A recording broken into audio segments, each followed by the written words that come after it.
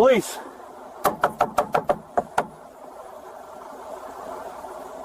Roll the window down. Roll it down now.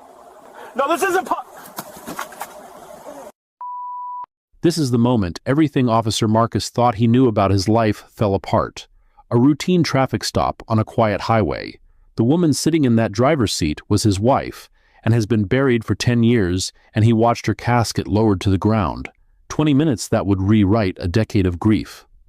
And the truth about what really happened to his wife Sarah would force him to choose between the oath he swore and the rage burning inside him. What you're about to hear actually happened. The body cam footage exists. The investigation that followed changed multiple lives, and the question at the center of it all is simple.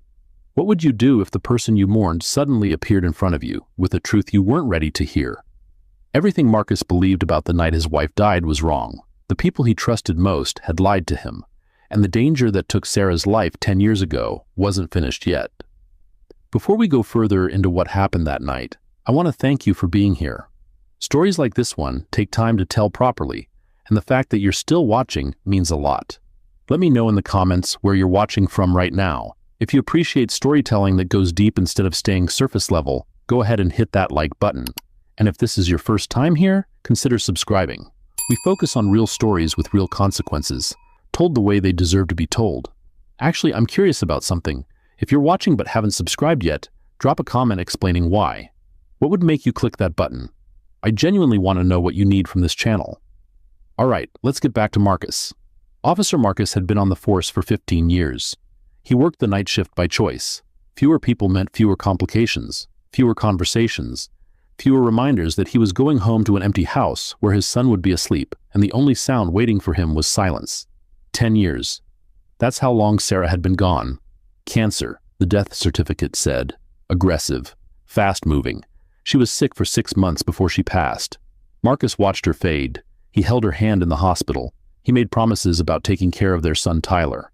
The funeral was packed. Fellow officers, friends, family. Sarah's best friend Jessica gave a eulogy that made everyone cry. Sarah's partner from the precinct, Officer Derek Walsh, helped Marcus carry the casket. Derek had been there through everything. The diagnosis, the treatments, the final days. Marcus buried his wife on a Tuesday in October. The leaves were falling. Tyler was 7 years old and didn't understand why his mother wasn't coming home. That was 10 years ago. Now Tyler was 17. Marcus had raised him alone. They had a routine. They had holidays at Jessica's house because she insisted. Derek stopped by once a week to check in, usually bringing takeout.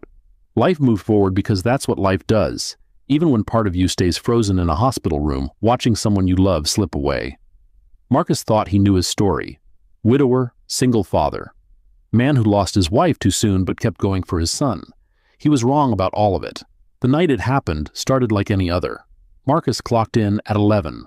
The precinct was quiet. Most of the county was asleep. He took Highway 47 because it ran through empty farmland, and the chances of anything interesting happening were low. That's what Marcus wanted. Low. Quiet. Predictable. At 1:15 in the morning, he spotted the car. Dark sedan. Taillights barely visible through the fog that had rolled in over the fields. The vehicle was going exactly the speed limit, which actually stood out. People either speed or they don't notice they're going too slow. Exactly the speed limit usually means someone's being careful. Marcus ran the plates. Clean, registration current, nothing suspicious. But something felt wrong. He couldn't explain it then, and he can't explain it now. Just instinct.